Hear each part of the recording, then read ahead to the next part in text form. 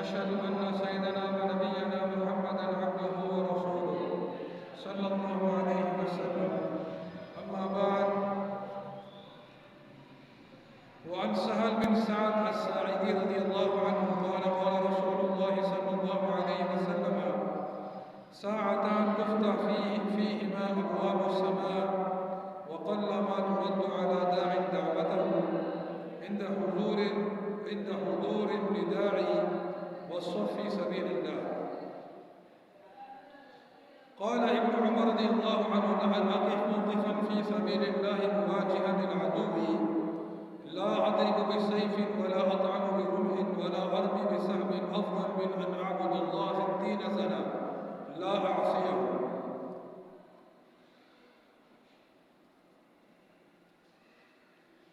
وعن أبي سعيد يرفع الحديث 3 يضحك الله إليهم يوم القيامة: الرجل إذا قام من الليل يصلي، والقوم إذا صفوا في الصلاة، والقوم إذا صفوا في قتال العدو.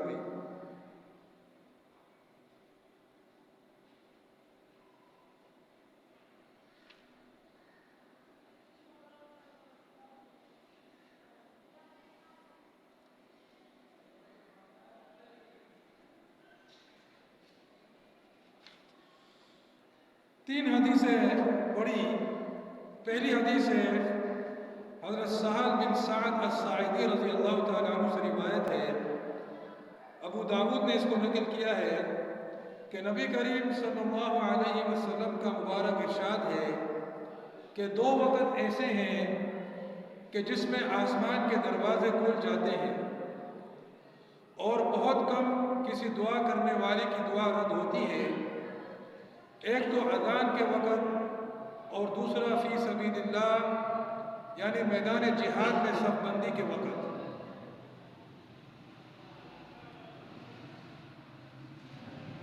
تو 2 حالتیں ایسی ہیں کہ جس میں آسمان کے دروازے جو ہے وہ کھول دیے جاتے ہیں، اور اگر کوئی اس گھڑی کے اندر دعا مانگے تو بہت کم اس کی دعا جو ہے وہ رد ہوگی یعنی ناقبول ہوگی. یعنی اس گھڑی کے اندر دعا کا قبول ہونے کا بہت زیادہ جو ہے وہ توقع ہے. ایک تو جب اذان ہوتی ہے تو اس وقت دعا مانگنا، اس وقت ایک تو اذان کا جواب دینا بھی ہے کہ جو مؤذن کہتا ہے وہ ساتھ ساتھ کہے جائیں. مؤذن کہے اللہ اکبر تو آدمی کہے اللہ اکبر اللہ اکبر. اس طرح اذان کا جواب دے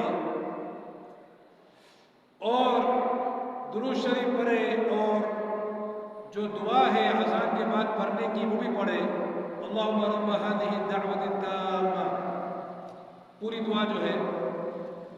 اور اس کے علاوہ اس گھڑی کے اندر دعا مانگے تو بہت زیادہ توقع ہے کہ وہ دعا قبول ہوگی. تو اذان کے وقت ہماری جو توجہ ہے وہ دنیا سے ہٹ جانی چاہیے اور اللہ کی طرف ہماری توجہ اور دھیان ہو جانا چاہیے، اور اس وقت ہم دعا بھی مانگیں اور نماز کی تیاری کریں. ظاہر ہے اصل تو نماز ہے جس کے لیے بلایا جا رہا ہے. آدمی کہے کہ میں اذان کے وقت دعا مانگوں گا لیکن نماز نہیں پڑھوں گا، تو ظاہر ہے اس نے تو پھر جو ہے وہ سمجھا ہی نہیں بات کو.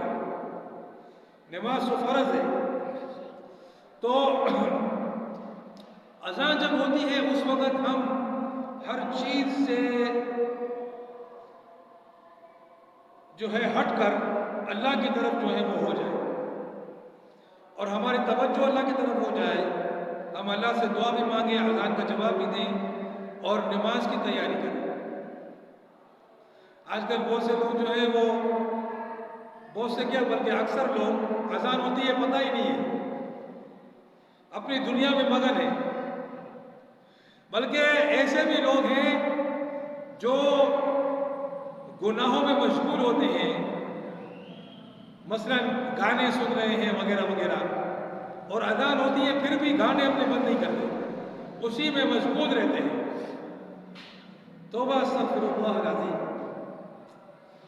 اور دوسرا جو وقت ہے جس میں دعا قبول ہوتی ہے، وہ جہاد فی سبیل اللہ کے اندر جب جہاد کے لیے صف بندی کی جائے قتال کے لیے، تو اس وقت جو ہے وہ دعا قبول ہوتی ہے، اس وقت دعا قبول ہونے کی بہت بڑی توقع ہے۔ اور ظاہر ہے جتنا آدمی لمبا جہاد کے اندر رہے گا، قتال کے اندر رہے گا، اتنا ہی وقت اس کے لیے دعا کرنے کے لیے موجود ہے۔ اذان تو مختصر وقت میں ہوتی ہے، لیکن صف بندی، اللہ کے راستے میں جہاد کے لیے صف بندی اور جہاد کرنا، یہ تو ایک لمبا عمل ہے۔ تو اس کی اتنی برکت ہے، یہ اتنا بابرکت وقت ہے اور اتنا بابرکت عمل ہے کہ اس میں آسمانوں کے دروازے کھول دیے جاتے ہیں اور دعائیں بہت کم جو ہے وہ رد ہوتی ہیں۔ دوسری حدیث جو میں نے پڑھی، ابن عمر رضی اللہ تعالیٰ عنہ سے ارشاد فرماتے ہیں کہ میں دشمن کے مد مقابل اللہ کے راستے میں جہاد میں کھڑا ہو جاؤں، لأن أقف موقفا في سبيل الله مواجها للعدو، مواجهة للعدو یعنی دشمن کا سامنا کر کے، دشمن سامنے ہے اور میں جو ہوں اس کا سامنا کر کے کھڑا ہوا ہوں، اور نہ میں تلوار چلاتا ہوں، نہ میں نیزہ بازی کرتا ہوں، اور نہ میں تیر اندازی کرتا ہوں، صرف کھڑا ہوا ہوں۔ ابھی میں نے نہ تلوار چلائی ہے، نہ میں نے تیر اندازی کی ہے، نہ میں نے نیزہ مارا ہے، یعنی کسی بھی قسم کا اسلحہ میں نے استعمال نہیں کیا ابھی تک، صرف میں دشمن کے مد مقابل کھڑا ہو گیا ہوں، سامنا کر رہا ہوں اس کا۔ یہ بہتر ہے اس بات سے کہ میں 60 سال اللہ کی عبادت کروں اور اس کی نافرمانی نہ کروں۔ اللہ اکبر۔ ابن عمر رضی اللہ تعالیٰ عنہ فرماتے ہیں کہ 60 سال تک میں اللہ کی عبادت کروں، اللہ کی نافرمانی نہ کروں، اس سے بہتر یہ ہے کہ میں اللہ کے راہ سے جہاد کے اندر دشمن کے مد مقابل کھڑا ہو جاؤں۔ ابھی میں نے نہ تیر چلائے، نہ تلوار چلائی، نہ نیزہ چلایا، کوئی کسی قسم کا اسلحہ نہیں چلایا، ابھی تک لڑائی میں نے نہیں کی، صرف اس کا مقابلہ کر کے کھڑا ہوا ہوں۔ یہ کھڑا ہونا جو ہے اس بات سے افضل ہے کہ 60 سال میں اللہ کی عبادت کروں اور اس کی نافرمانی نہ کروں۔ اللہ اکبر۔ جہاد فی سبیل اللہ کتنی بڑی چیز ہے اور کتنا اونچا عمل ہے کہ ابھی لڑائی کی نہیں ہے، ابھی اسلحہ استعمال کیا نہیں ہے، ابھی صرف دشمن کے مد مقابل کھڑے ہوئے ہیں، اور یہ کھڑا ہونا جو ہے 60 سال کی عبادت سے اور اللہ کی نافرمانی سے بچنے سے افضل ہے، بہتر ہے۔ اللہ اکبر۔ اور ابو سعید خدری رضی اللہ تعالیٰ عنہ نبی اکرم صلی اللہ علیہ وسلم سے نقل فرماتے ہیں کہ 3 آدمی ایسے ہیں کہ اللہ قیامت کے دن ان پر ہنسے گا یعنی خوش ہوگا۔ ظاہر ہے اس کا اللہ سبحانہ و تعالی ہمارے طرح ہنسنے سے تو پاک ہے، وہ ایسی چیزوں سے پاک ہے، یعنی خوش ہوگا، راضی ہوگا۔ تو 3 لوگ ایسے ہیں جن پر اللہ تعالیٰ قیامت کے دن خوش ہوگا۔ ایک آدمی جو کہ رات کے وقت نماز کے لیے کھڑا ہوگا، قام من اللیل یصلی، رات کو کھڑا ہوتا ہے نماز پڑھنے کے لیے، لوگ سو رہے ہیں، وہ تہجد کے لیے کھڑا ہو رہا ہے. اللہ اکبر. تہجد کی نماز کی کتنی بڑی فضیلت ہے. ہم لوگ سوئے ہوئے ہوتے ہیں, غافل ہوتے ہیں, غفلت میں ہوتے ہیں, اور کچھ لوگ موبائل کے اندر لگے ہوتے ہیں, کچھ لوگ کسی اور چیز میں لگے ہوتے ہیں, کچھ لوگ گناہوں میں, چوری میں, ڈکیتی میں, زناکاری میں, شراب نوشی میں لگے ہوتے ہیں, کچھ لوگ کاروبار میں لگے ہوتے ہیں, کچھ لوگ سو رہے ہوتے ہیں. اکثر لوگ سو رہے ہوتے ہیں, اکثر لوگ سو رہے ہوتے ہیں. لیکن اس وقت جب آدمی کھڑا ہوتا ہے نماز کے لیے, اللہ اکبر, قیام اللیل کے لیے, تو یہ ادا جو ہے اتنی پسندیدہ ہے اللہ کے نزدیک کہ اللہ قیامت کے دن ان پر خوش ہوگا, ان سے راضی ہوگا. وَالْقَوْمُ إِذَا صَفُّوا فِي الصَّلَاةِ, اور وہ قوم جب کہ نماز کے لیے صف بندی کے لیے کھڑے ہو جاتے ہیں. کتنے لوگ ہیں جو گھروں میں نماز پڑھ لیتے ہیں, ان کو صف بندی کا موقع ہی نہیں ملتا. نماز کے لیے صف بندی کرنا, جماعت سے نماز پڑھنا. اور کتنے لوگ ہیں جو صفوں میں آتے ہیں اور صفیں جو ہے وہ الٹی سیدھی ہوتی ہے, ایک آدمی آگے نکلا ہوا ہے تو ایک آدمی پیچھے نکلا ہوا ہے, ایک اور دور دور کھڑے رہنے کی کوشش کرتے ہیں. ہمیں حکم ہے کہ ہم مل مل کے کھڑے رہیں اور ہماری صف جو ہے وہ تیر کی طرح سیدھی ہو, نہ کوئی آگے ہو نہ کوئی پیچھے ہو, بالکل برابر برابر اور بالکل مل مل کے کھڑے رہیں. اس بات کا ہمیں حکم ہے. لیکن لوگ دور دور کیوں کھڑے ہوتے ہیں؟ ایک آدمی یہاں کھڑا ہے تو پھر بیچ میں جو ہے وہ 1 فٹ کی جگہ ہے, اس کے بعد دوسرا کھڑا ہو. ایک دوسرے سے نفرت, ایک دوسرے سے کھنچاؤ, ایک دوسرے سے جو ہے وہ ایک دوسرے سے جو ہے وہ کھنچاؤ والی نوبت ہے, یعنی ملاؤ والی نوبت نہیں ہے کہ ایک دوسرے سے مل مل کے کھڑے رہے. کھنچاؤ, ایک دوسرے سے تنفر ہے, متنفر ہے ایک دوسرے سے. سب پہ آ بھی گئے پھر بھی دور دور. اسی لیے امام کی ذمہ داری ہے کہ وہ پہلے صفوں کو صحیح کرے, صفوں میں جا جا کر ہر ایک کو دیکھے, صفوں کو سیدھا کرے, مل مل کے ان کو کھڑا کرے. یہ امام کی ذمہ داری ہے. اور مقتدی کی بھی ذمہ داری ہے کہ وہ اس بات کا دھیان کرے. یہ نہیں کہ امام نے نہیں کیا تو چلو ہم بھی نہیں کریں. آج کل اس پر بھی دھیان نہیں دیتے. امام جو ہے جیسے ہی لا الہ الا اللہ بولتا اللہ اکبر, صفوں کو دیکھتا ہی نہیں ہے صفوں کا کیا حال ہے. اور مقتدی وہ تو پہلے سے ہی غافل ہے.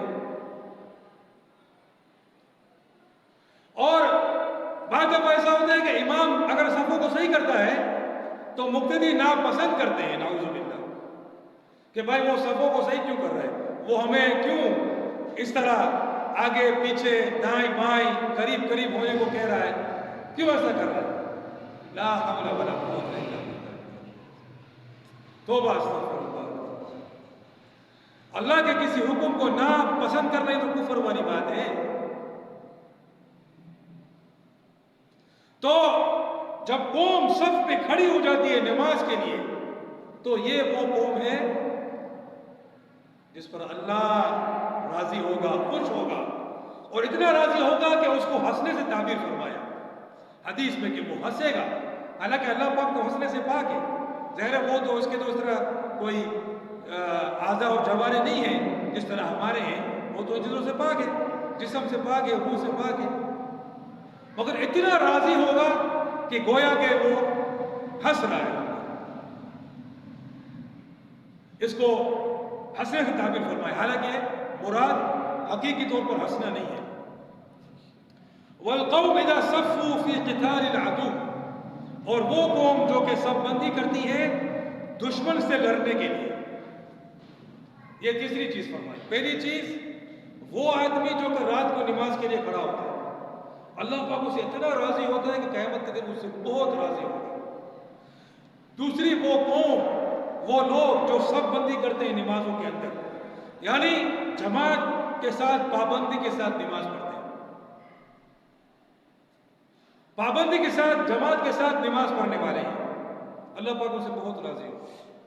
اور تیسرے وہ لوگ جو کہ دشمن کا مقابلہ کرنے کے لیے، اللہ کے دشمنوں کا مقابلہ کرنے کے لیے، اسلام کے دشمنوں کا مقابلہ کرنے کے لیے صف بندی کرتے ہیں، اللہ پاک ان سے بہت راضی ہو۔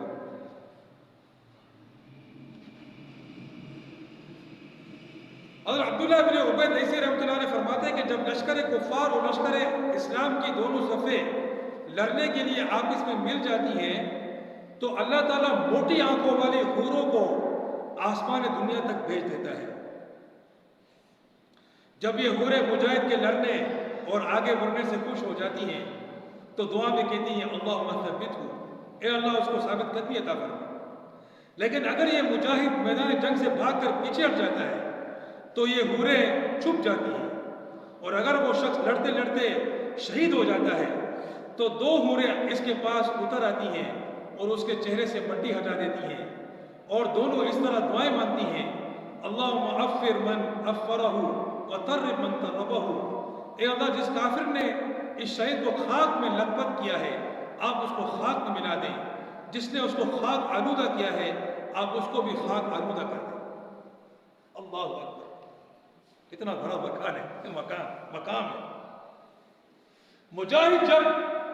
مجاہدین جب اللہ کے دشمنوں کا سامنا کرتے ہیں تو اللہ پاک حوروں کو بھیجتا ہے جنت سے۔ یہ جو دنیا کا جو آسمان ہے، سب سے نچلا آسمان، وہاں تک آ جاتی ہے اور وہاں سے دیکھتی ہیں، مجاہدین کو دیکھ رہی ہیں، اور جب وہ دیکھتی ہیں کہ مجاہد ڈر رہا ہے تو وہ اس کے لیے دعا مانگتی ہیں اللہم ثبتہ، اے اللہ اس کو ثابت قدمی عطا فرما۔ اور اگر وہ خدا نخواستہ میدان سے بھاگتا ہے تو پھر وہ چپ جاتی ہے، ناراض ہو جاتی ہے۔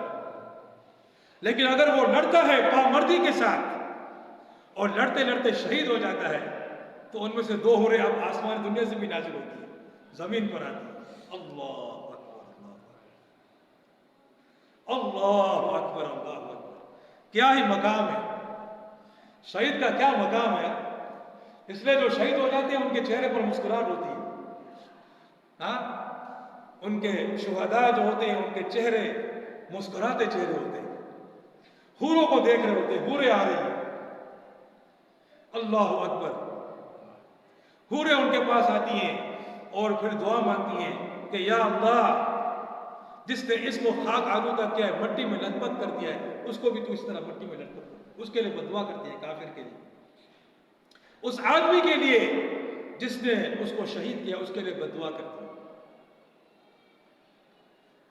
تو میرے بھائیو یہ بہت بڑا مقام ہے، بہت بڑا مقام ہے، اور ہم اس سے دور ہیں، ہم نے اس کو بالکل فراموش کر دیا۔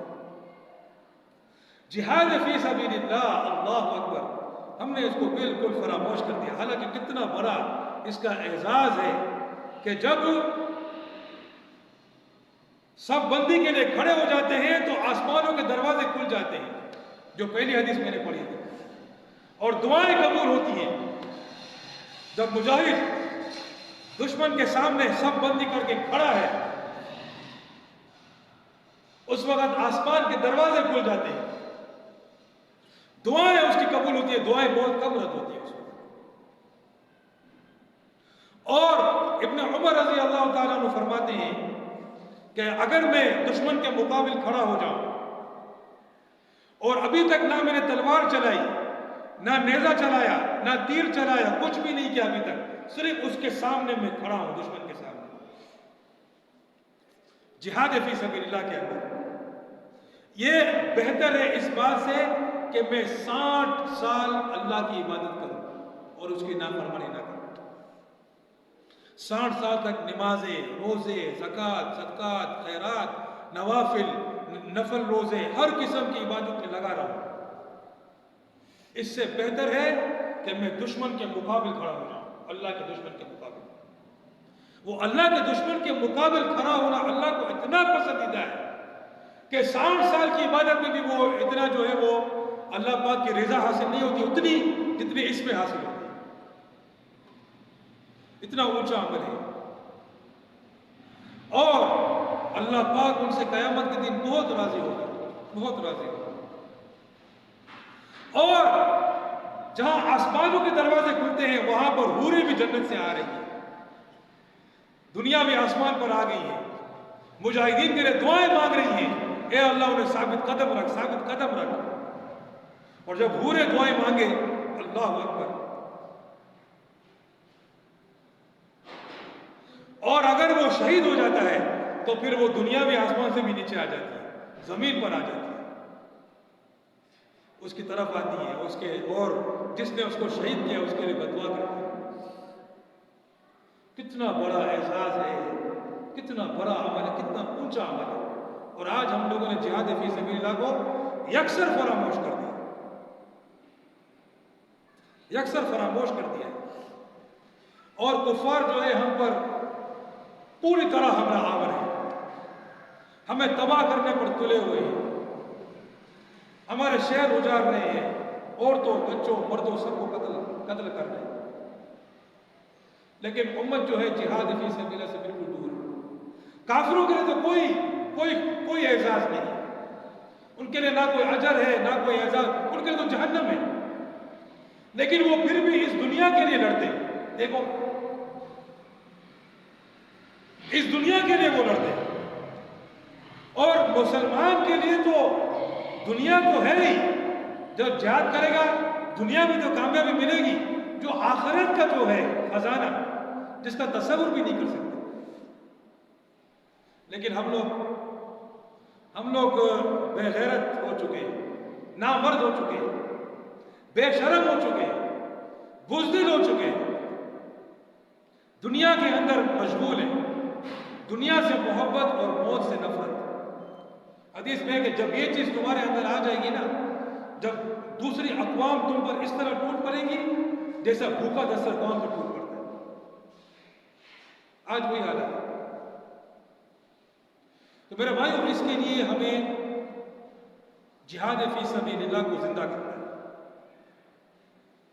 جہاد فی سبیل اللہ کو زندہ کرنا ہے.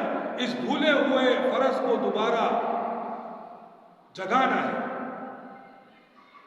اس کے لیے کیا کرنا ہے؟ ابھی لوگوں کو جہاد کی ترغیب دو, لوگوں کو جہاد کے بارے میں سکھاؤ.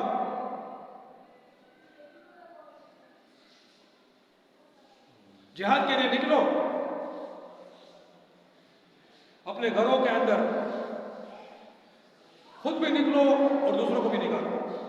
اپنے گھر کے اندر اگر استاد ہے تو اپنے شاگردوں کو, اگر سیٹھ ہے تو اپنے نوکروں کو, اگر ورک میں ہے تو اپنے ساتھیوں کو, ہر جگہ جہاں جہاں بیٹھو, جہاں جہاں جہاد کا مذاکرہ کرو, جہاد کی بات کرو, جہاد کے لوگوں کے اندر جہاد کا جذبہ ابھارو. لوگ بھول چکے ہیں اس بات کو, جہاد کو بھول چکے ہیں, اس کے بارے میں سوچتے بھی نہیں. ان کو جہاد کے فضائل سناؤ, جہاد کے بارے میں ان کو بتاؤ کہ یہ ہم پر فرض ہے جس طرح نماز فرض ہے, تاکہ وہ ان چیزوں کو جب سنیں گے تو ان کے اندر اس کا جذبہ پیدا ہوگا. جب ہم اس کی باتیں کریں گے, اس کو سنیں گے, تو ہمارے اندر اس کا جذبہ پیدا ہوگا, اس کی طرف پیدا ہوگا. جب ہم کسی چیز کے بارے میں بات کرتے ہیں, کسی چیز کے بارے میں سوچتے ہیں, کسی چیز کے بارے میں سنتے ہیں, تو اس چیز کی اہمیت ہمارے اندر آ جاتی ہے. آج کل ہم دنیا میں لگے, ہر وقت دنیا کی باتیں, دنیا کی باتیں, تو دنیا کی اہمیت دلوں میں رچی بسی ہے. جب ہم جہاد فی سبیل اللہ کی باتیں کریں گے, اس کے مذاکرات کریں گے, اس کے بارے میں سوچیں گے, اس کے بارے میں لوگوں کو ابھاریں گے, جوش دلائیں گے, سنیں گے وہ جہاد کی باتوں کو, اور تیاری کریں گے جہاد کے لیے, اور جہاد کے لیے نکلیں گے, تب جہاد کی محبت, اہمیت اس کی جو ہے ہمارے اندر آ جائے گی. ابھی امت کو اس بات پر لانا ہے جہاد فی سبیل اللہ. جہاد کی بات کوئی نہیں کرتا, نہ مساجد میں ہوتی ہے, نہ مدارس میں ہوتی ہے, نہ اجتماعات میں ہوتی ہے, نہ جو ہے وہ جہاں بھی جاؤ, نہ بیانات میں ہوتی ہے, کہیں بھی نہیں ہوتی. جہاد کی بات ہوتی ہے نہیں. نماز کی بات ہو جاتی ہے, روزے کی بات ہو جاتی ہے, زکوٰۃ کی بات ہو جاتی ہے, وہ بھی مکمل طور سے تو نہیں ہوتی ہے, مگر کچھ ہوتی رہتی ہے. مگر جہاد کی بات اکثر نہیں ہوتی. تو ہمیں اس کے مذاکرات کرنے ہیں. اس کے لیے تیار ہو اس کے لیے؟ ہاں بھائی، جہاد کی باتیں کرو گے، لوگوں کو جہاد کے لیے تیار کرو گے. اپنے بچوں کو، حدیث میں ہے کہ باپ پر حق ہے بچے کا کہ وہ اس کو تیراکی بھی سکھائے، تیر اندازی بھی سکھائے اور لکھنا بھی سکھائے. یعنی اس کو بچپن سے ہی مجاہد بنائے، اس کو اسلحہ چلانا سکھائے. یہ باپ کی ذمہ داری ہے. آج تو باپ بولتا ہے بھائی اسلحے کے پاس بھی نہیں جانا، ان چیزوں سے دور رہو. آج جو ہے ایسا ماحول ہو گیا ہے کہ آج کل باپ کی فکر یہ ہوتی ہے کہ میرا بچہ جو ہے وہ، اور اگر وہ دور رہتا ہے اسلحے سے تو باپ اس کو فخر سمجھتا ہے کہ دیکھو میرے بچے نے کبھی ایسی چیزوں کو ہاتھ بھی نہیں لگایا، جیسے یہ کوئی بہت اچھی بات ہے. اسلام کہتا ہے تم سکھاؤ اس کو اسلحہ چلانا، سکھاؤ اس کو مجاہد کرنا ہے، اس کو جہاد کرنا ہے. اور باپ نے خود کبھی جہاد نہیں کیا تو بچے کو کیا جہاد کرائے گا؟ صحیح ہے بھائی، سب لوگ جہاد کی تیاری کریں گے، جہاد کے مذاکرات کریں گے، جہاد کے لوگوں کو فضائل سنائیں گے، جہاد کے لیے مذاکرات کریں گے، بات چیت کریں گے، بیٹھیں گے، سنیں گے، کریں گے، سوچیں گے، تو معاشرے کے اندر جہاد کی اہمیت پیدا ہو جائے گی انشاءاللہ. ٹھیک ہے بھائی، سب تیار ہو؟ کرنا ہے اس کو. ہم پر فرض ہے، جس طرح نماز فرض ہے، جس طرح نماز فرض ہے اس طرح جہاد بھی فرض ہے. اب جہاد کے بعد کوئی کرتا نہیں ہے. کہیں بھی کراچی اجتماع میں چلے جاؤ، وہاں جہاد کا نام بھی کوئی نہیں دے گا. سچ بتا رہا ہوں. میں اجتماع میں گیا تھا، ایسے ہی میں تو ویسے جاتا ہی نہیں ہوں لوگوں کے اجتماعات میں، وہ جہاد کے مانتے ہی نہیں ہوں، سمجھ لو جہاد کو. تو میں کسی اور کام سے گیا تھا، تو میں وہ جو بک اسٹال لگے ہوتے ہیں میں وہاں پر گیا. میں نے کہا بھائی فضائل جہاد کی کتاب بولتے ہیں، جہاد کی کتاب تو ہمارے پاس ہے ہی نہیں.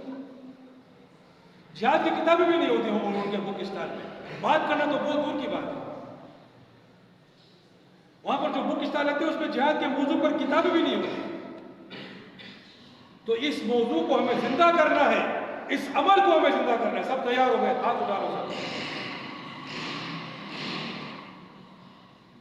اچت کا ہاں ہاتھ اٹھاؤ بھائی، ہاتھ اٹھاؤ. ہاں انشاءاللہ. پتہ نہیں کس سوچ میں. وآخر دعوانا الحمدللہ رب العالمین. میں نے جہاد کیا درست جو